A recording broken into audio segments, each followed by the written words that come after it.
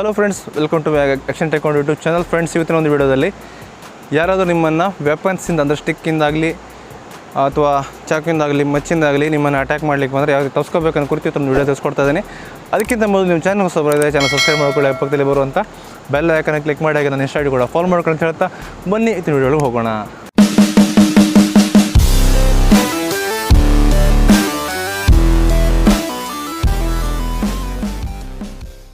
ಈ ಥರ ಕಟ್ಟಿಗೆಯಿಂದ ಈ ಥರ ಬಂದು ನಮ್ಮನ್ನು ಅಟ್ಯಾಕ್ ಮಾಡೋದಾಗಲಿ ಏನಾದರೂ ಸೆಟ್ಟಿಂದ ಯಾರೋ ಹೊಡಿಲಿಕ್ಕೆ ಬಂದರೆ ಯಾವ ರೀತಿ ತಪ್ಪಿಸ್ಕೋಬೇಕು ಅನ್ನೋ ಕುರಿತು ನಮಗೆ ತಿಳ್ಕೊಂಡಿರೋ ತುಂಬ ಅವಶ್ಯಕತೆಯಾಗಿದೆ. ಯಾಕಂದರೆ ಹೇಳಿಕ್ಕೆ ಬರೋಲ್ಲ, ಸಿಚುವೇಶನ್ಸು ಯಾರು ಏನು ಮಾಡ್ತಾರೆ ಅಂತ ಹೇಳಲಿಕ್ಕಾಗಲ್ಲ.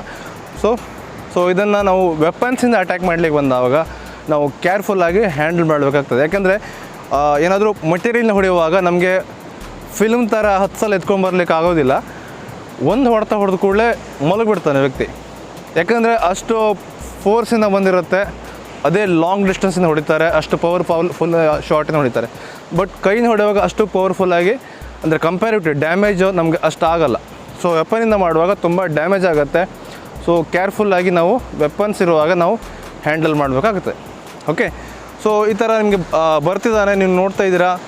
ಓಕೆ, ಏನು ಮಾಡಬೇಕು, ನಿಮ್ಮ ಮ್ಯಾಕ್ಸಿಮಮ್ ಎಲ್ಲರೂ ಕಾಮನ್ ಆಗಿ ಹೊಡೆಯುವಂಥದ್ದು ತಲೆಗೆ ಟಾರ್ಗೆಟ್, ತಲೆಗೆ ಮಾಡ್ತಾರೆ. ಈ ಥರ ಸ್ಟಿಕ್ಗಳನ್ನೆಲ್ಲ ಅಥವಾ ಈ ಥರ ದೊಣ್ಣೆಗಳನ್ನು ತೊಗೊಂಡ್ಬೋದು ತಲೆಗೆ ಹೊಡೆಯುವಂಥದ್ದು. ಓಕೆ, ಈ ಥರ ಬರ್ತಿದ್ದಾರೆ ಅಂತ ಹೇಳಿ ತುಂಬ ಟೆಕ್ನಿಕ್ಸ್ ಇದೆ. ಸೊ ಇವತ್ತೊಂದು ಡಿಫ್ರೆಂಟ್ ಆಗಿರುವಂಥ ಟೆಕ್ನಿಕ್ ತೋರಿಸ್ತಾ ಇದ್ದೀನಿ. ಈ ಥರ ಎಸ್ಕೇಪ್ ಆಗಬೇಕು, ಮಿಸ್ ಮಾಡ್ಕೊಳ್ಳಿ. ಓಕೆ, ಎರಡನೇ ಶಾಟ್ ಕೂಡ ಮಿಸ್ ಮಾಡ್ಕೊಳ್ಳಿ. ನಿಮಗೆ ಸರಿಯಾಗಿರುವಂಥ ಒಂದು ಸಿಚುವೇಶನ್ ಸಿಗುವವರೆಗೂ ಕಾಯಿರಿ. ಓಕೆ, ನನಗೆ ಬರತ್ತೆ ಅಂತ ಹೇಳ್ಬಿಟ್ಟು ಒಂದು ಸಲ ನುಗ್ಗೋದಲ್ಲ. ಓಕೆ, ನಿಮಗೆ ಯಾವ ಟೆಕ್ನಿಕ್ ನೀವು ಅಪ್ಲೈ ಮಾಡ್ತೀರೋ ಅದನ್ನು ನಿಮಗೆ ಬಿಟ್ಟಿರುವಂಥದ್ದು. ಓಕೆ, ಒಂದೇ ಅಟ್ಯಾಕಿಗೆ ಡಿಫ್ರೆಂಟ್ ಆಗಿರುವಂಥ ಟೆಕ್ನಿಕ್ಸ್ಗಳು ಸಿಗುತ್ತೆ. ಓಕೆ, ಬಟ್ ನಾವೆಲ್ಲ ವಿಧವಾದ ಅಟ್ಯಾಕಿಂಗ್ ಸ್ಕಿಲ್ಲಲ್ಲೂ ನಾವು ತಪ್ಪಿಸ್ಕೊಳ್ಳುವಂಥ ಟೆಕ್ನಿಕ್ಸನ್ನು ನಾವು ಕಲ್ತ್ಕೊಂಡಿರೋದು ಅವಶ್ಯಕತೆಯಾಗಿರ್ತದೆ. ಓಕೆ, ಈ ಥರ ಬಂದಿದ್ದಾನೆ ಅಂದರೆ ಸೊ ಓಕೆ, ನನಗೆ ಫಸ್ಟ್ ಚಾನ್ಸ್ ಆಗಿಲ್ಲ, ಸೆಕೆಂಡು ಆಗಿಲ್ಲ. ಓಕೆ, ಥರ್ಡಿಗೆ ಏನಾಗಿದೆ, ಅವ್ನು ಸೆಕೆಂಡ್ ಮಾಡುವಾಗ ಪೊಸಿಷನ್ ಜಾಸ್ತಿ ತೊಗೊಂಡಿದ್ದಾನೆ, ಸ್ವಿಂಗು ಒಂದು ಆ ಕಡೆ ಜಾಸ್ತಿ ಮ್ಯಾಕ್ಸಿಮಮ್ ಆ ಕಡೆ ಡೈರೆಕ್ಷನ್ ಹೋಗ್ಬಿಟ್ಟಿದೆ ಒಂದು. ಓಕೆ, ಅದನ್ನು ನಾನು ನೋಡ್ತಾ ಇದ್ದೀನಿ. ಫಸ್ಟ್ ಬಂದಾಗ ಅವನು ಜಾಸ್ತಿ ಇರಲಿಲ್ಲ ನೋಡಿ, ಇಷ್ಟೇ ಇತ್ತು. ಸೆಕೆಂಡ್ ಬರುವಾಗ ನಾನು ತೊಗೊಂಡಿಲ್ಲ. ಓಕೆ, ನೀವು ಬೇಕಾದ್ರೆ ಫಸ್ಟ್ ಹೋಗ್ಬೋದು, ಸೆಕೆಂಡು ಹೋಗ್ಬೋದು. ಬಟ್ ನಾನು ಪ್ರಿಫರ್ ಫಸ್ಟ್ ಮಿಸ್ ಮಾಡಿ, ಸೆಕೆಂಡ್ ಮಿಸ್ ಮಾಡಿ, ಥರ್ಡಿಗೆ ಹೋಗ್ತಾಯಿದ್ದೀನಿ. ಓಕೆ, ಅವ್ರಿಗೆ ಫಸ್ಟ್ ಮಿಸ್ ಆಯಿತು, ಸೆಕೆಂಡ್ ಮಿಸ್ ಆದ ಕೂಡಲೇ ಅವ್ರ ಉದ್ವೇಗ ಇನ್ನೂ ಕೂಡ ಜಾಸ್ತಿ ಆಗುತ್ತೆ, ಹೊಡಿಲೇಬೇಕು ಅನ್ನೋದು. ಅವಾಗೇನು ಮಾಡಬೇಕು, ಥರ್ಡನ್ನು ನಾವು ಯೂಸ್ ಮಾಡ್ಕೋಬೇಕು. ಮಿಸ್ ಮಾಡ್ಕೊಂಡಿದ್ದೀನಿ. ಥರ್ಡ್ ಬರುವಾಗ ನಾನು ಹಿಂದೋಗಿಲ್ಲ, ನಾನು ಮುಂದೋಗಿದ್ದೀನಿ. ಓಕೆ, ಅದನ್ನು ಹಿಡಿದ್ಬಿಟ್ಟು ಏನಿಲ್ಲ, ಪವರ್ಫುಲ್ ಪಂಚ್. ಓಕೆ, ಪವರ್ಫುಲ್ ಪಂಚನ್ನು ಹಿಡ್ಕೊಂಡ್ಬಿಟ್ಟು ಸಿಂಪಲ್ ಆಗಿರೋ ಟೆಕ್ನಿಕ್ಸನ್ನೇ ನಾವು ಅಪ್ಲೈ ಮಾಡ್ತಿರೋದು.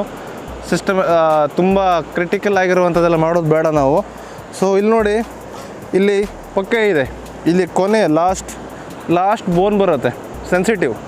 ನಿಮಗೆ ಡೌಟ್ ಅನಿಸಿದರೆ ಸುಮ್ಮನೆ ಒಂದು ಬೆರಳಿಂದ ಸುಮ್ಮನೆ ಹೊಡೆದು ನೋಡಿ ಏನಾಗುತ್ತೆ ನೋಡಿ, ಆಮೇಲೆ ಅದ್ರ ಇಫೆಕ್ಟ್ ಗೊತ್ತಾಗುತ್ತೆ, ಜೋರು ಹೊಡೆದು ಏನಾಗುತ್ತೆ ಅಂತ.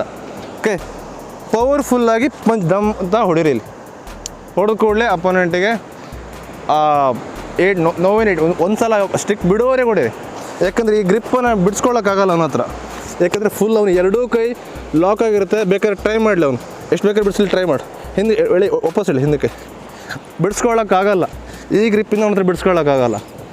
ಯಾಕಂದರೆ ಎರಡೂ ಕೈ ಲಾಕ್ ಆಗಿರೋದ್ರಿಂದ ಸಾಮಾನ್ಯವಾಗಿ ಅವನ ಹತ್ರ ಬಿಡಿಸ್ಕೊಳ್ಳೋಕ್ಕಾಗಲ್ಲ. ಅವನು ಆ ಸ್ಟಿಕ್ ಬಿಡೋವರೆಗೆ ಸರಿ ಜಪ್ಪಿ. ಓಕೆ, ಸರಿ 4 ಬಿದ್ದ ಮೇಲೆ ಸ್ಟ್ರಾಂಗಾಗಿ ಹೊಡೆದ್ರೆ ಒಂದೇ ಹೊಡೆದಕ್ಕೆ ಅವ್ನು ಬಿಟ್ಬಿಡ್ತಾನೆ, ಬರೋಲ್ಲ ನಿಮ್ಮ ತಂಟೆಗೆ. ಇನ್ ಕೇಸ್ ಬಿಟ್ಟಿಲ್ಲ, ಅವ್ನು ಇನ್ನೂ ಸ್ಟ್ರಾಂಗ್ ಆಗಿದ್ದಾನೆ, ಬಲಿಷ್ಠವಾಗಿದ್ದಾನೆ ಅಂತ ಹೇಳಿದ್ರೆ ಒಂದು 2-3 ಹೊಡೀರಿ, ವೀಕ್ ಆಗ್ತಾನೆ. Very sensitive area. ಓಕೆ, ಇದು ನಿಮಗೆ ಫಾಸ್ಟ್ ಮೂಮೆಂಟ್, ಸ್ಲೋ ಮೂಮೆಂಟ್ ತೋರಿಸ್ತೀನಿ, ನೋಡೋಣ.